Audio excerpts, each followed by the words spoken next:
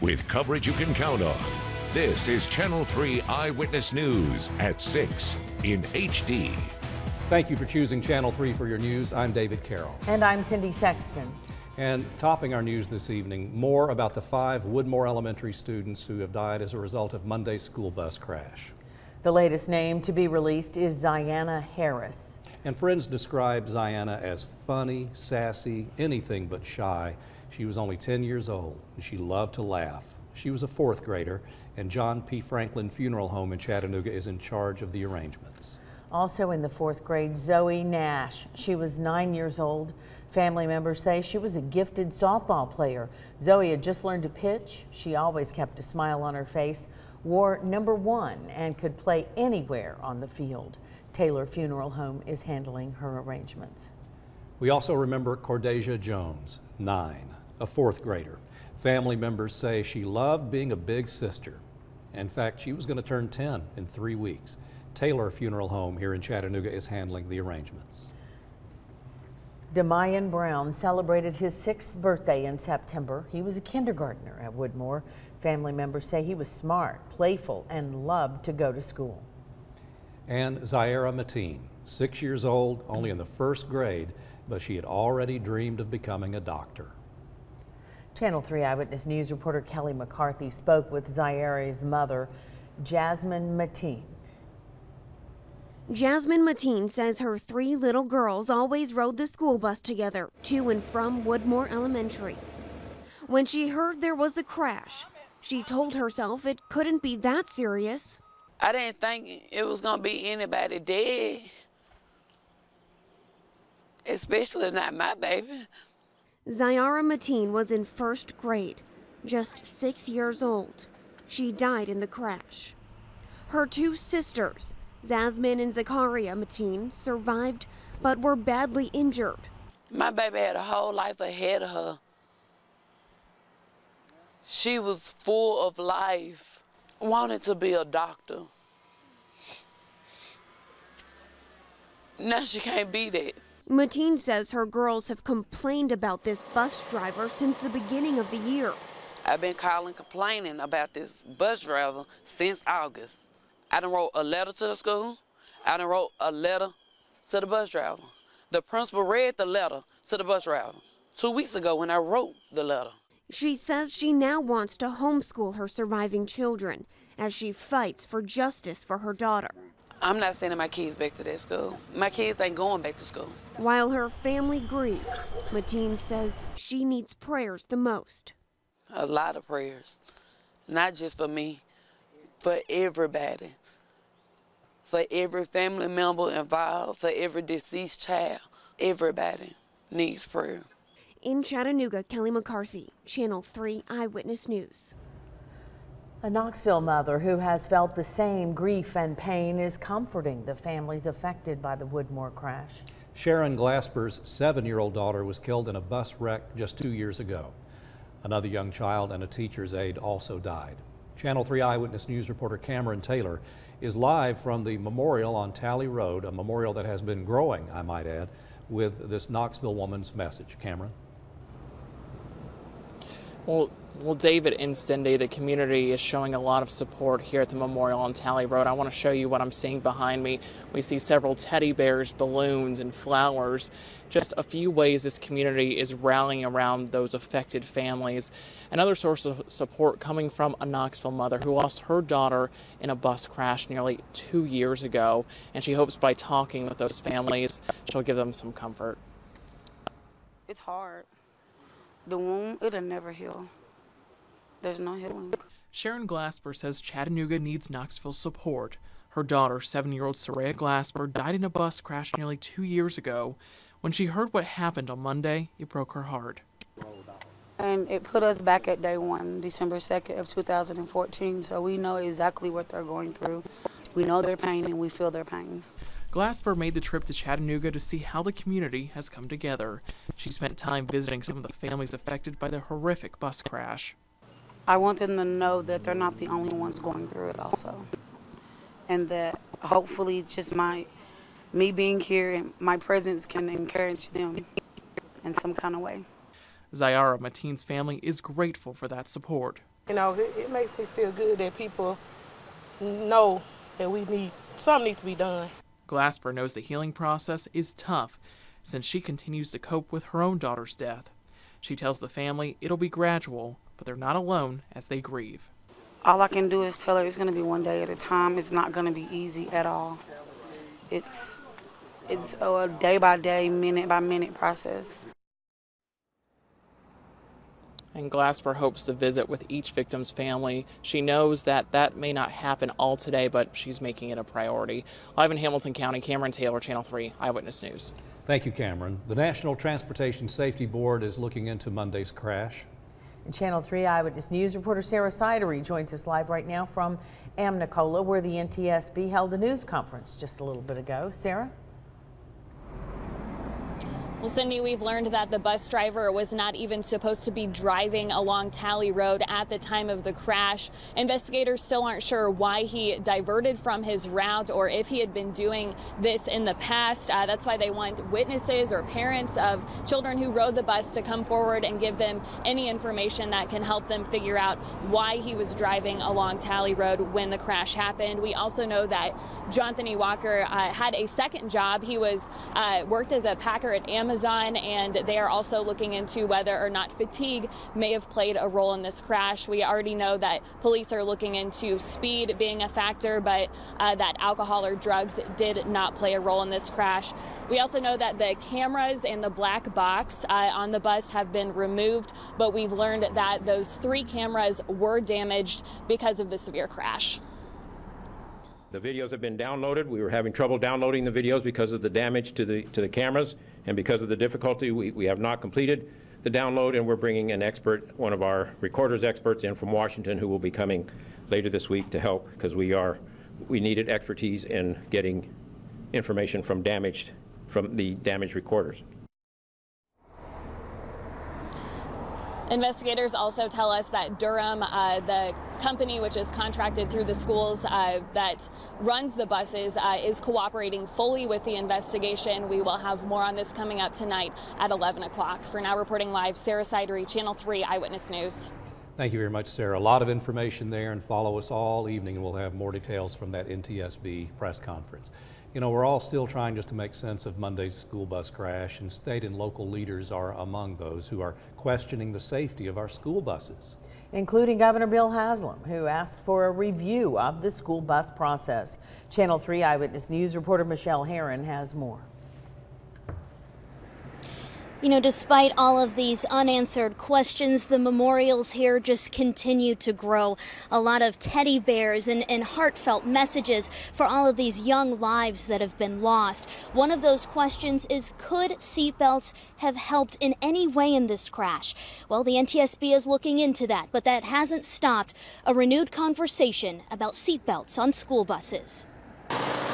Bus 366 is forever silent after Monday's crash ended the normal laughter of a holiday week on the school bus. It will be a long time before Woodmore students and faculty move on without 5 of their classmates. You're not supposed to have elementary classrooms with empty desks. The crash renews old conversation of school bus safety.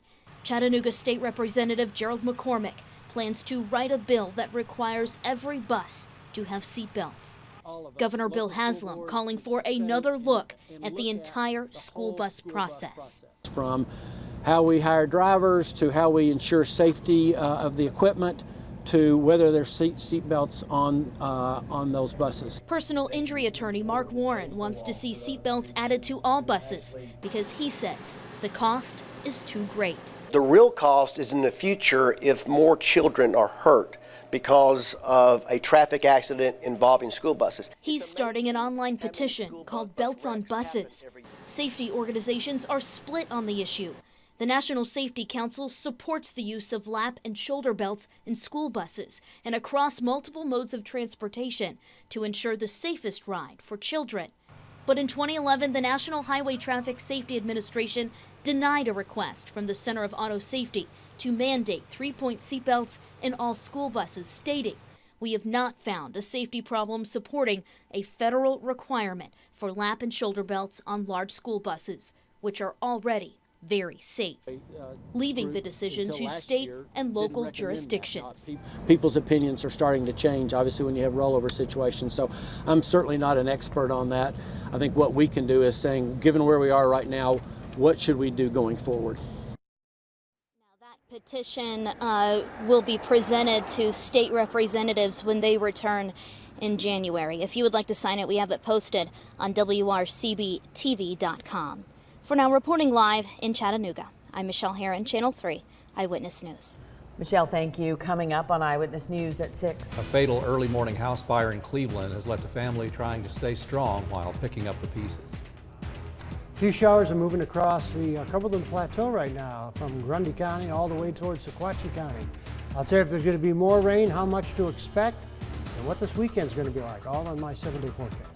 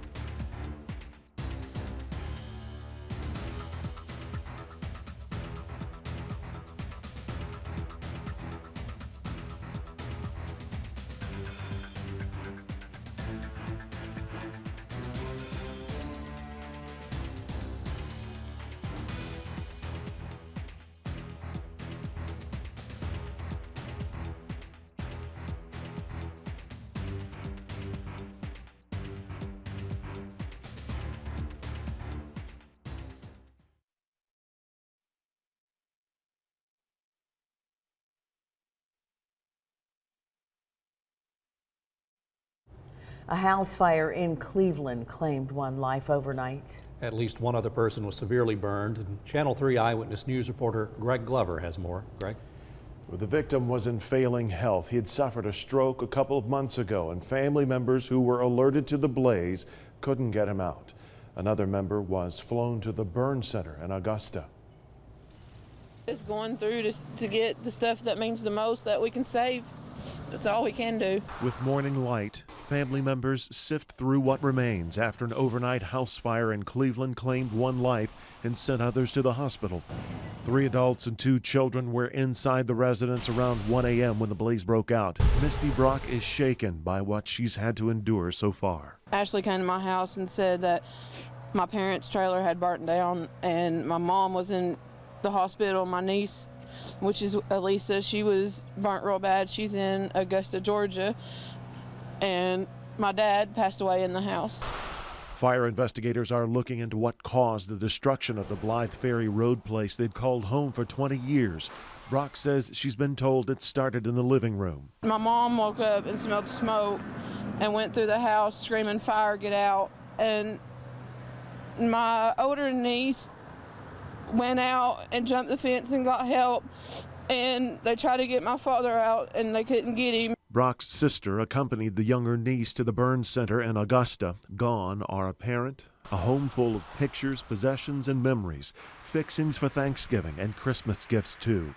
Add to that the fact that now a sister and a critically injured niece are stranded more than 5 hours away. We just need all the prayers we can get. I mean, it's going to be a hard time. Funeral and, you know, going and seeing her and everything. It's going to be a tough time right now for our family. You may have seen a picture there with the Channel 3 logo on the back. Coincidentally, the family were winners of one of our televisions here in a contest we're running at the station just a few days ago. The Red Cross is assisting the family, but that will do just a little. There was no insurance on the home, so they've set up a GoFundMe page. If you'd like to help, find the link to the story on our website. In the studio, Greg Glover, Channel 3 Eyewitness News. Thank you, Greg. Cooler temperatures are making it seem more like the holidays. We'll find out how long they will remain, and wait until you see Paul's extended forecast. You'll see something in there we haven't seen in a long time. We'll be right back.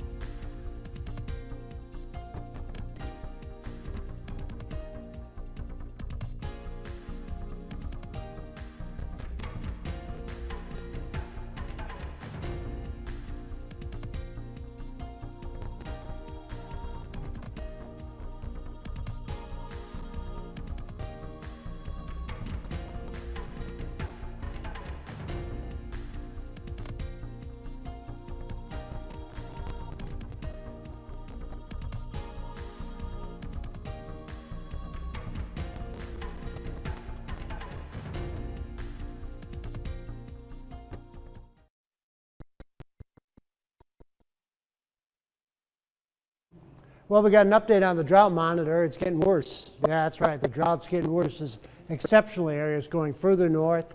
The extreme area is going further off to the west, covering pretty much Nashville now. So almost our whole area is under exceptional drought, which is the worst drought you can be under. Just a little bit of the Cumberland Plateau and the Sequatchie Valley are under extreme drought. Obviously, we're all suffering from this, but things will be changing, I think, coming up next week. Things are looking a lot better. We have a few sprinkles that are moving across, it looks like now Cagle Mountain area, heading towards Pikeville, Fall Creek Falls. You may see a sprinkle. This is just very, very light rain that's moving by. There's more sprinkles further down to the south and to the west out near Huntsville.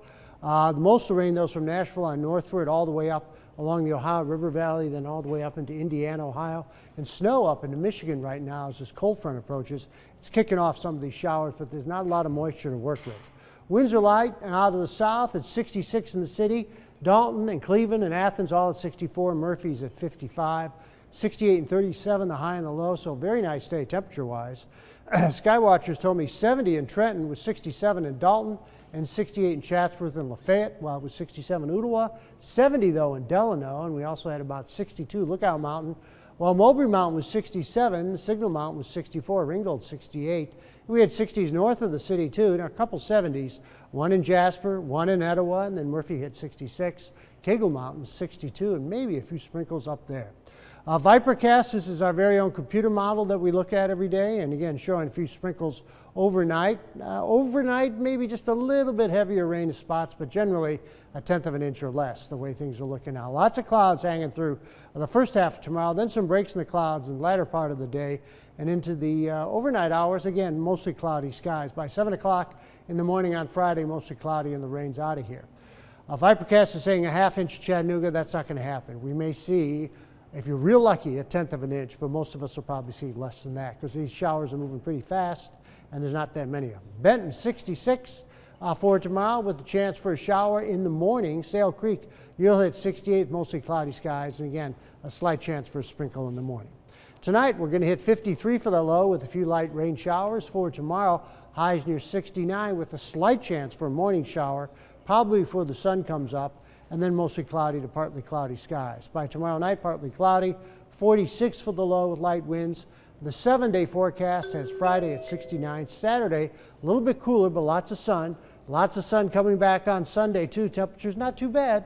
We're looking at about 63 on Sunday. Monday, clouds are going to really increase with 66 and an excellent chance for rain moving in on Tuesday. The question on Tuesday is, when does it start? Right now, it looks like middle of the afternoon, but it could even be late in the afternoon, but we'll keep an eye on this, a long way off.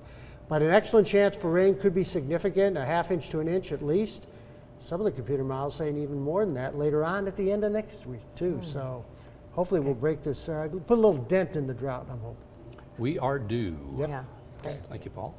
Next in sports, the support from Tennessee's brightest stars pours in for Woodmore. Very special visit at Erlanger this morning. Butch Jones and a few Vols were in town to visit and show support, all before class even started. And we'll get you caught up on the prep football beat. You're seeing Dalton there. The Catamounts will be hosting a quarterfinal game. Paul will have a preview for you when we come back.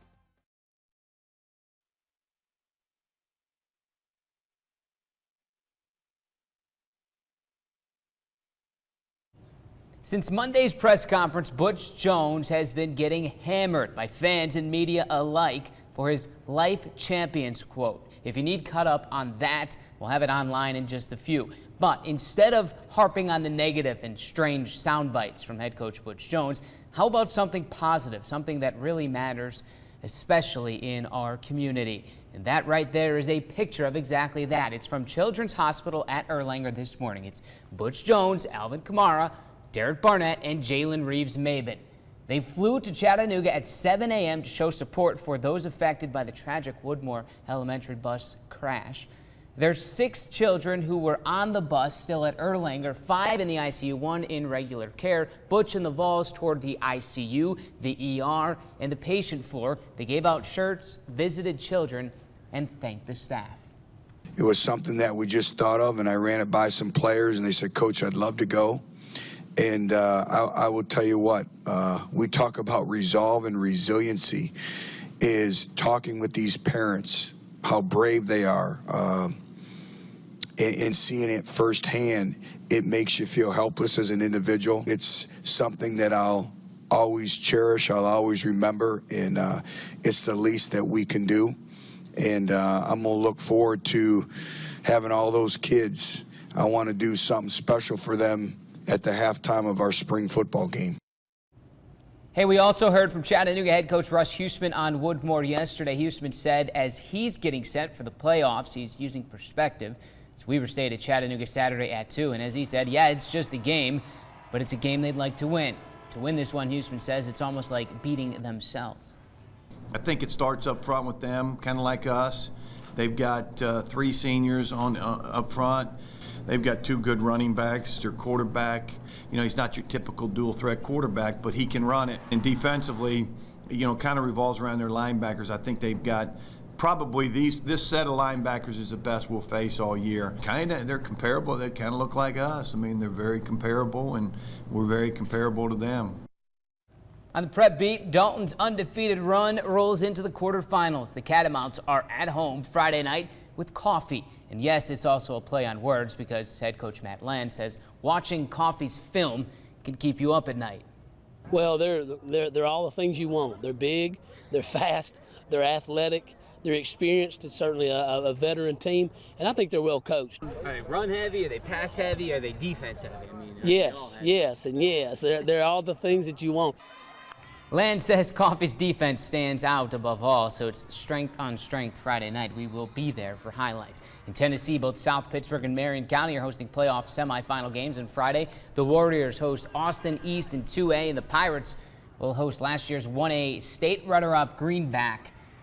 We'll hear from both coaches tonight at 11. And quickly, more on Woodmore. We know the Tennessee Titans have given $25,000, and they're going to wear a WES emblem on their helmet this weekend against the Bears. And Weber State and their head football coach are raising money for the Woodmore Fund as well. There's a link we've tweeted out right now. Yeah, there's a great video of their coach. Really very moving, and we really admire them for that gesture. Coach Jay Hill on Twitter. Thank him. Super guy. Yes. Paul Barris. All right, let's look at the radar right now, something we haven't done in a long time.